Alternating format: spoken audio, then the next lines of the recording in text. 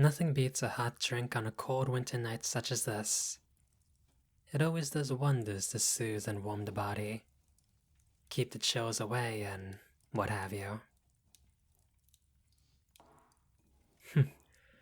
I know you all wish for me to tell another tale for your entertainment, but please, do be patient. A storyteller such as I needs moments like these to rest my voice and quench my thirst. Oh, so rambunctious, all of you. Very well.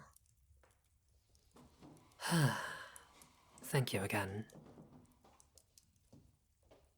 Now then, let's see.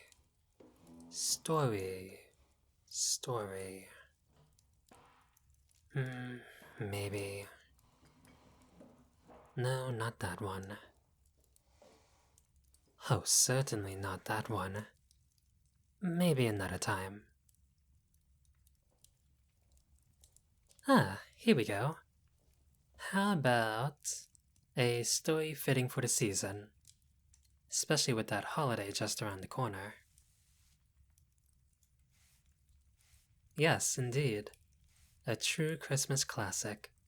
One that has been told and retold plenty of times. And I think one of them involved the characters as large rodents. Strange. Regardless, tuck in everyone with your drinks and food, and allow me to tell you this classic tale.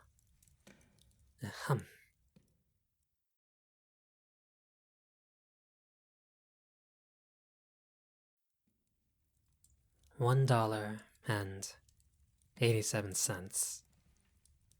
That was all. And 60 cents of it was in pennies.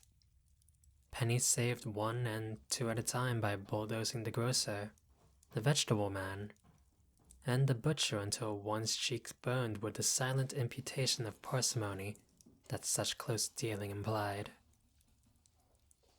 3 times, Della counted. $1.87.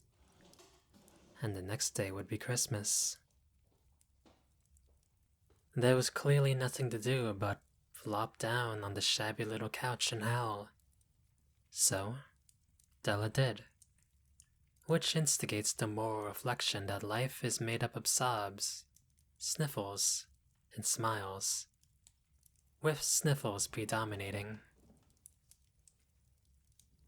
While the mistress of the home is gradually subsiding from the first stage to the second, take a look at the home.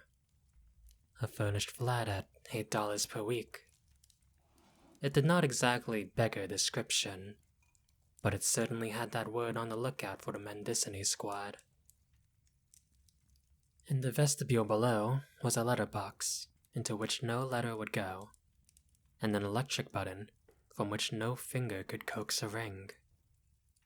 Also appertaining thereunto was a card, bearing the name Mr. James Dillingham Young.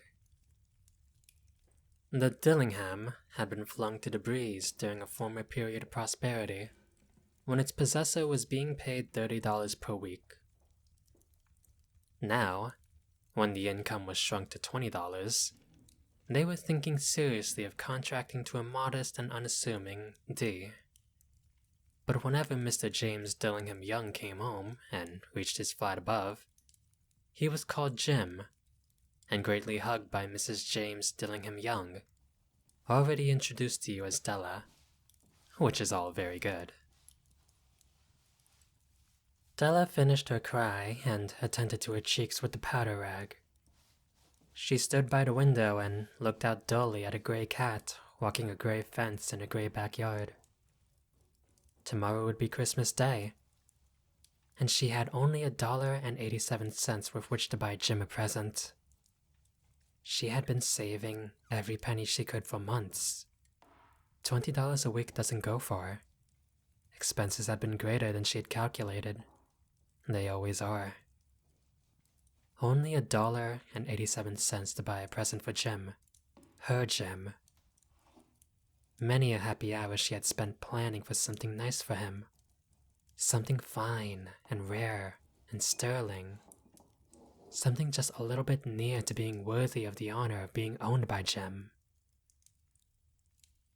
There was a pier glass between the windows of the room. Perhaps you have seen a pier glass in an $8 flat. A very thin and very agile person may, by observing his reflection in a rapid sequence of longitudinal strips, obtain a fairly accurate conception of his looks. Della, being slender, had mastered the art. Suddenly, she whirled from the window and stood before the glass. Her eyes were shining brilliantly, but her face had lost its color within 20 seconds. Rapidly, she pulled down her hair and let it fall to its full length. Now, there were two possessions of the James Dillingham Youngs in which they both took a mighty pride in. One was Jim's gold watch that had been his father's and grandfather's. The other was Della's hair. Had the Queen of Sheba lived in the flat across the airshaft, Della would have let her hair hang out the window some day to dry, just to depreciate Her Majesty's jewels and gifts. Had King Solomon been the janitor, with all his treasures piled up in the basement, Jim would have pulled out his watch every time he passed, just to see him pluck at his beard from envy. So now, Della's beautiful hair fell about her, rippling and shining like a cascade of brown waters. It reached below her knee and made itself almost a garment for her. And then she did it up again, nervously and quickly. Once she faltered for a minute and stood still while a tear or two splashed on the worn red carpet. On went her old brown jacket. On went her old brown hat.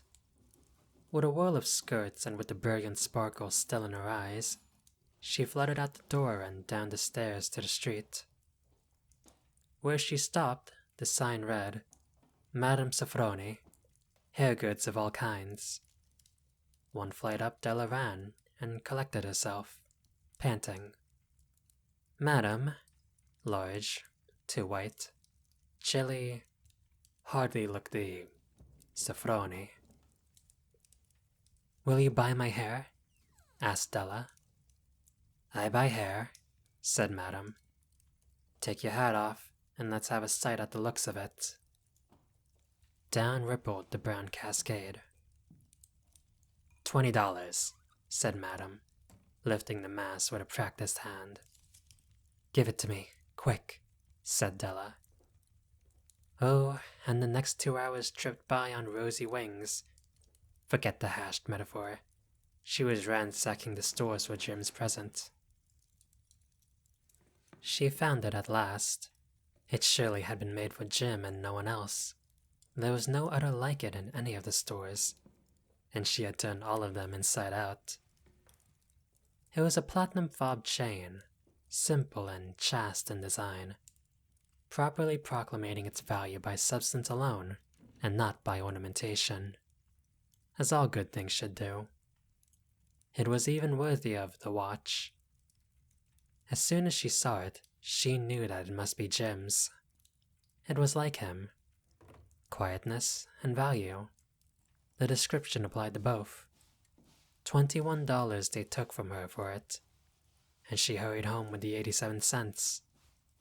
With that chain on his watch, Jim might be properly anxious about the time in any company. Grand as the watch was, he sometimes looked at it on the sly, on account of the old leather strap that he used in place of a chain. When Della reached home, her intoxication gave way a little to prudence and reason. She got out her curling irons and lighted the gas, went to work repairing the ravages made by generosity added to love, which is always a tremendous task, dear friends, a mammoth task. Within 40 minutes, her head was covered with tiny, clothesline curls that made her look wonderfully like a truant schoolboy. She looked at her reflection in the mirror long, carefully, and critically. She said to herself, if Jim doesn't kill me before he takes a second look at me, he'll say I look like a Coney Island chorus girl. But what could I... Oh, what could I do with $1.87? At 7 o'clock, the coffee was made, and the frying pan was on the back of the stove, hot and ready to cook the chops. Jim was never late. Della doubled the fob chain in her hand and sat on the corner of the table near the door that he always entered. Then she heard his step on the stairs away down on the first flight, and she turned white for just a moment. She had a habit of saying a silent little prayer about the simplest everyday things. This time she whispered, "Please, God, make him think I'm still pretty." The door opened and Jim stepped in and closed it. He looked thin and very serious. Poor fellow. He was only 22, and to be burdened with a family. He needed a new overcoat, and he was also without gloves. Jim stopped inside the door, as immovable as a setter at the scent of quail. His eyes were fixed upon Della, and there was an expression in them that she could not read, and it terrified her. It was not anger, nor surprise, nor disapproval, nor horror, nor any of the sentiments that she had been prepared for. He simply stared at her fixedly, with that peculiar expression on his face. Della wriggled off the table and went for him. Della cried, "Jim, darling, don't look at me that way. I had my hair cut off and sold because I couldn't have lived through Christmas without giving you a present. It'll grow out again. You won't mind, will you? I just had to do it. My hair grows awfully fast. Say Merry Christmas, Jim, and let's be happy. You don't know what a beautiful, nice gift I've got for you." "You've cut your hair?" asked Jim laboriously, as if he had not arrived at that patent fact yet, even after the hardest mental labor. "Cut it off and sold it," said Della. "Don't you like me just as well, anyhow? I'm me without my hair, ain't I?" Jim looked about the room curiously. "You say your hair is gone," he said with an air almost of idiocy. "You needn't look for it," said Della. "It's sold, I tell you. Sold and gone too. It's Christmas Eve, boy. Be good to me, for it went for you. Maybe the hairs of my head were numbered," she went on with sudden serious sweetness, "but nobody could ever count my love for you. Shall I put the chops on, Jim?" Out of his trance, Jim seemed quickly to wake. He unfolded his Della. For 10 seconds, let us regard with discreet scrutiny some inconsequential object in the other direction. $8 a week, or $1 million a year. What is the difference? A mathematician or a wit would give you the wrong answer.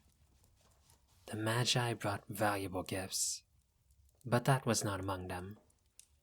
This dark assertion will be illuminated later on.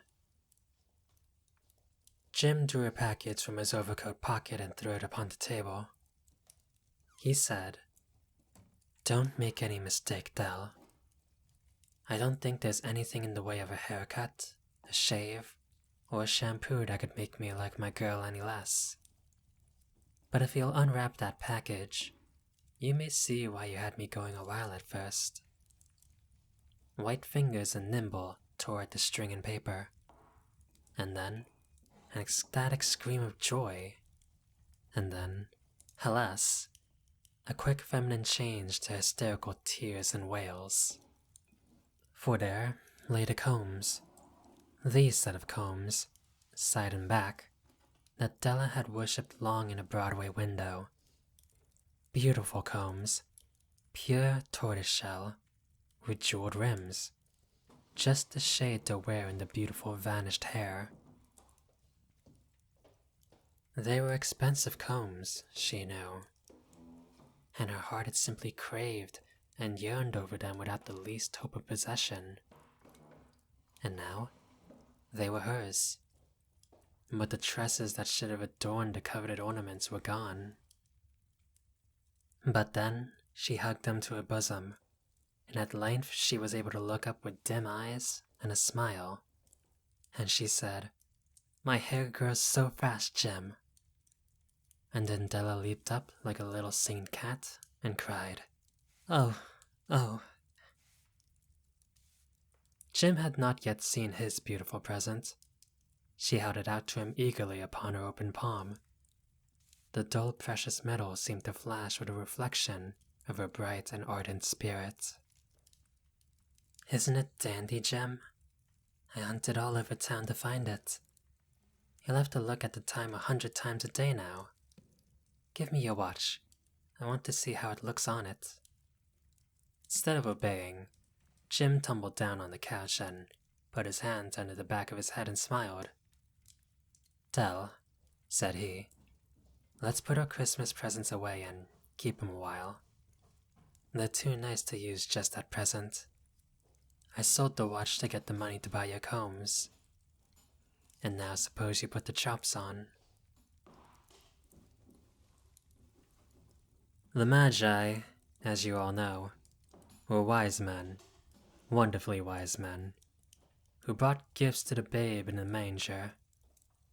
They invented the art of giving Christmas presents.